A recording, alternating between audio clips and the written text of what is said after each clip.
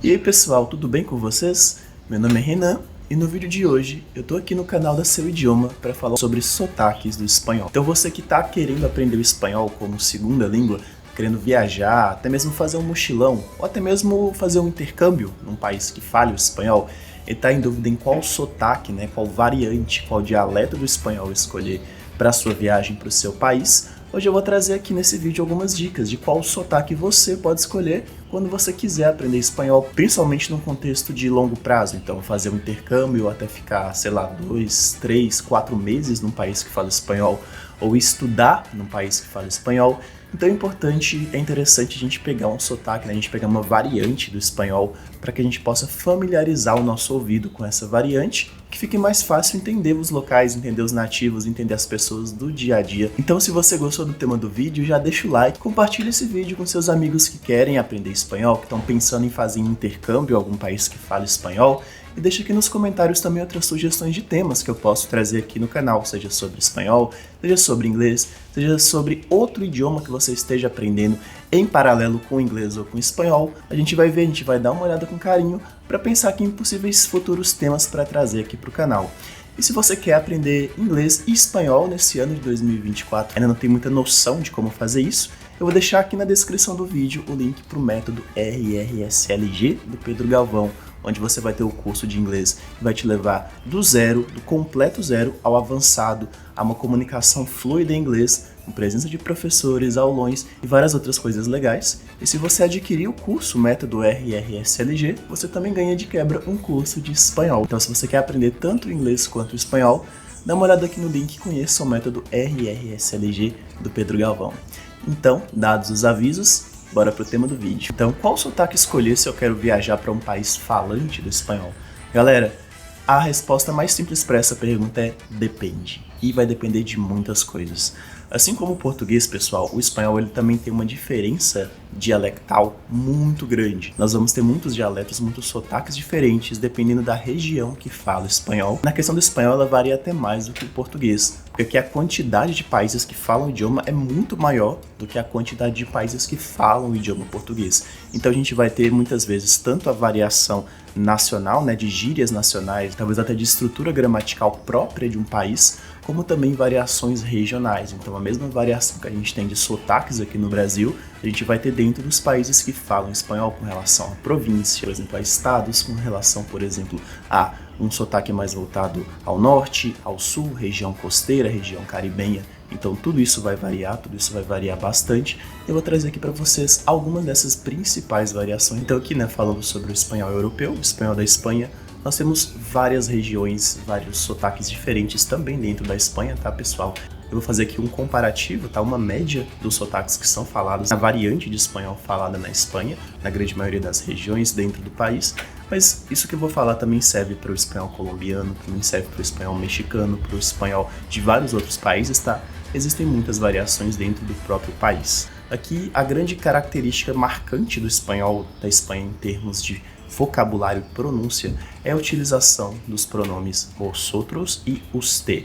Então esses dois pronomes eles são usados quase que de forma padrão no espanhol da Espanha. Muitas vezes a gente vai usar esses pronomes não só num contexto formal, num contexto com pessoas mais velhas, como é o que acontece na grande maioria dos países latino-americanos, mas também em contextos um pouco menos formais, ou até mesmo em contextos de trabalho. Então, o vosotros, que ele é o pronome utilizado para a segunda pessoa do plural, que seria basicamente equivalente ao vós do português, ele vai ser usado com muito mais frequência no espanhol da Espanha. Então, principalmente quando eu estou querendo me referir a mais de uma pessoa, quando eu estou querendo me referir a você e outras pessoas, eu posso utilizar, nesse caso aqui da Espanha, o pronome vosotros. Para você que tem dificuldade nesse pronome, eu vou deixar essa lista aqui, que mostra aqui como conjugar o pronome vosotros e outros pronomes do discurso, principalmente aqui nesse contexto de espanhol da Espanha. E outro pronome que ele é muito utilizado no espanhol da Espanha é o pronome usted.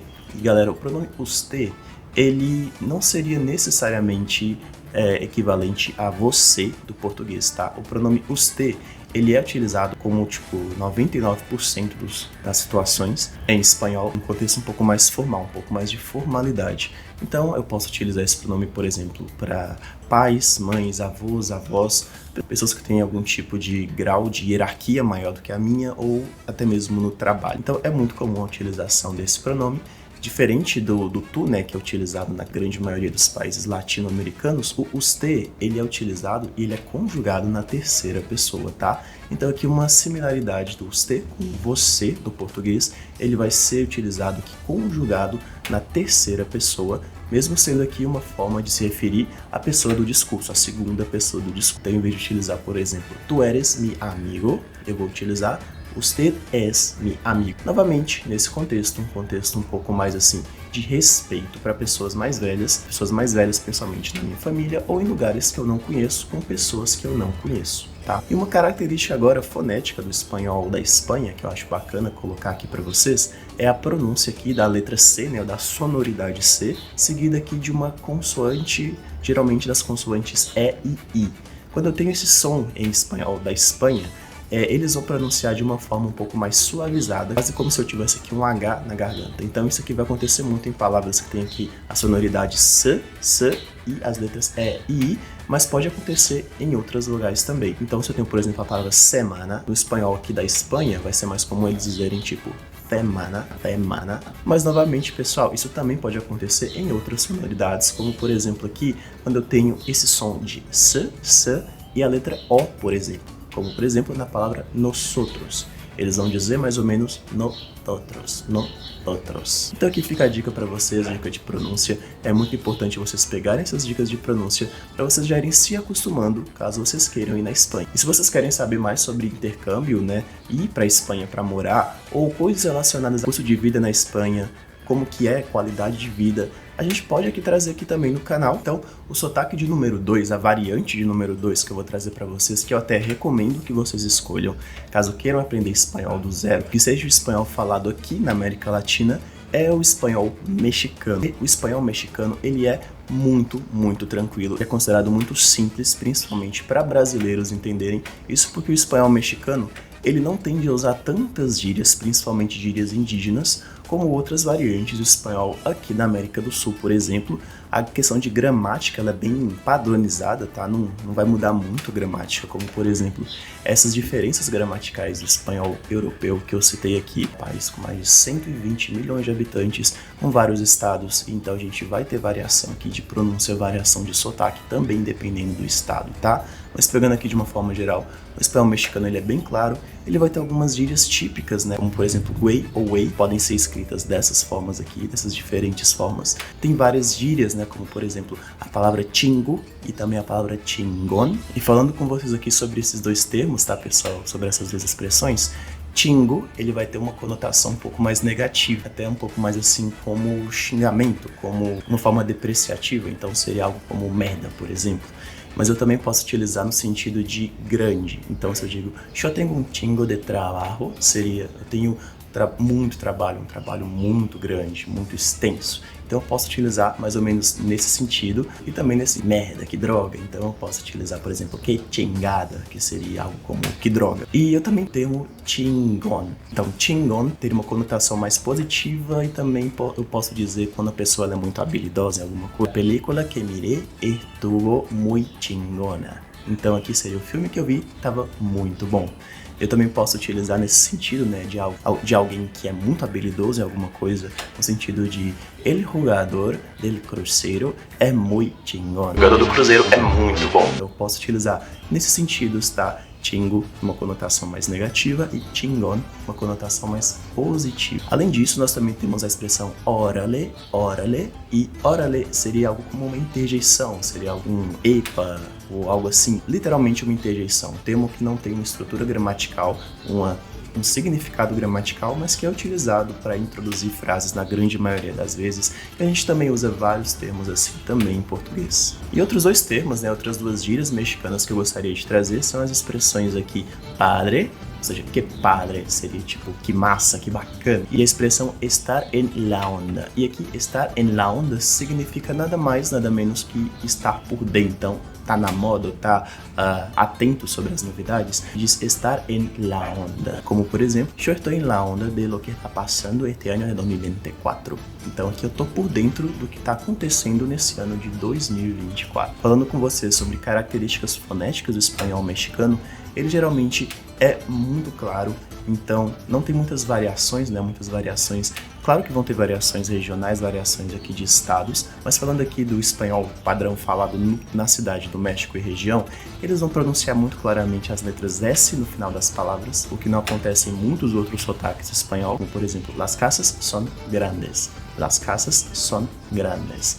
Então, nesse contexto, o S ele é muito facilmente pronunciado, o que torna bem mais fácil a compreensão para nós brasileiros. Em muitos outros sotaques, né, como por exemplo o sotaque clássico da Bolívia, esse S ele vai ser reduzido. Então, eles vão dizer como, por exemplo, las casas son grandes. Las casas son grandes. Isso também acontece em várias partes da Argentina, em vários países da América Central, como é o Salvador, Guatemala, Nicarágua, entre outros.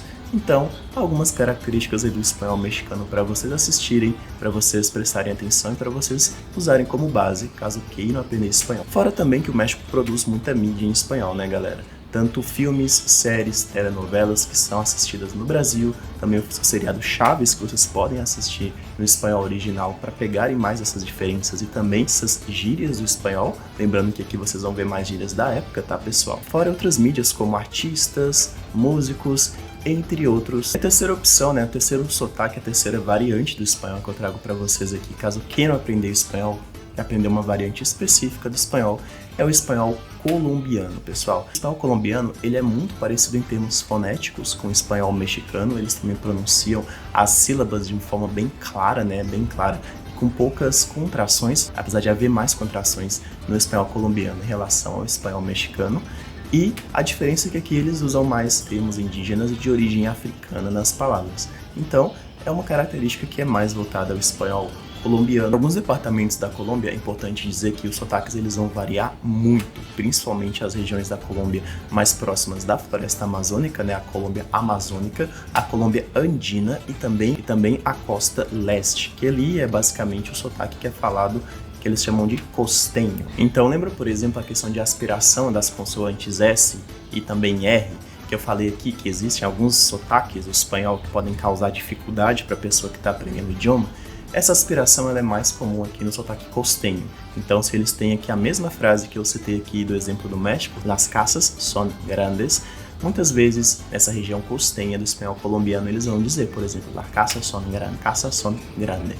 Isso também vai acontecer com palavras terminadas em R. Então eu tenho, por exemplo, o verbo comer, eles vão utilizar comer, quase que cortando esse R. Eu particularmente não acho que isso seja um problema tão grande, já que no português a gente também faz isso, a gente também tende a cortar esse R, mas ele é considerado bem simples, bem claro e bem melódico. Agora, falando para vocês de gírias colombianas, a principal gíria colombiana que eu posso trazer para vocês é a expressão parce. E a expressão parce seria algo como amigo, como brother, algo assim.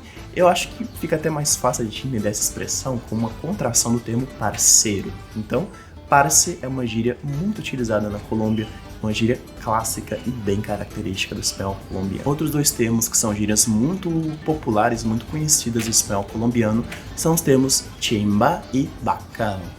E aqui elas significam basicamente a mesma coisa, significam algo legal, algo interessante, algo massa. Eu poderia então usar, por exemplo, que chimba está esta fiesta, que chimba está esta fiesta, ou seja, que legal que está essa festa. E aqui, bacano, eu vou utilizar também para dizer que algo é legal, que algo é bacana, mas é mais utilizado no contexto de pessoas ou coisas que eu estou me referindo. Então, por exemplo, este meu amigo é muito bacana, este meu amigo é muito bacana, ou seja, esse meu amigo é muito legal, é muito bacana. Isso, galera, esses são os três sotaques, né, as três variantes do espanhol que eu te recomendaria começar, caso você queira ir passar um pouco mais de tempo no país falante do espanhol e ficar mais acostumado, né, a treinar o seu ouvido a uma variante específica do espanhol. E como dica bônus, eu posso trazer aqui para você também o espanhol argentino. E galera, o espanhol argentino, ele é diferente da estrutura de quase todos os outros países falantes do espanhol. Ele tem uma estrutura de conjugação pronominal completamente diferente, né, que também é utilizada no Uruguai e no Paraguai. Eles utilizam o pronome vos, conjugar o verbo aqui concordando com esse pronome vos. Então, em vez de eu dizer, por exemplo, tu eres muy bonita, eu vou dizer no espanhol argentino aqui, vos sos muy bonita, vos sos muy bonita. Então tem essa parte gramatical. Eu vou deixar aqui duas listas para vocês dos vocativos no espanhol mais falado de forma padrão na América Latina e também no espanhol falado nessa região do Cone Sul, Argentina, Uruguai e Paraguai.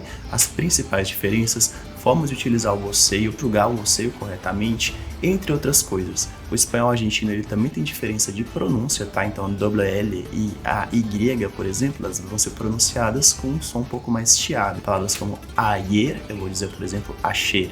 Então são coisinhas que acabam influenciando e podem causar muita confusão quando vocês forem aprender, principalmente tendo essa variação de sotaque. Então você pode, por exemplo, querer se mudar para a Argentina ou querer fazer um intercâmbio na Argentina e mesmo assim conhecer pessoas de outros países, como colombianos, venezuelanos, espanhóis, mexicanos, entre outros países falantes do espanhol. Então, o espanhol argentino ele tem uma estrutura muito específica. Posso depois trazer um vídeo inteirinho só sobre isso, sobre a estrutura gramatical e fonética do espanhol argentino. E se você quiser um vídeo sobre esse tema, deixa aqui também nos comentários. É isso, galera, esse foi o tema do vídeo. Espero realmente que vocês tenham gostado.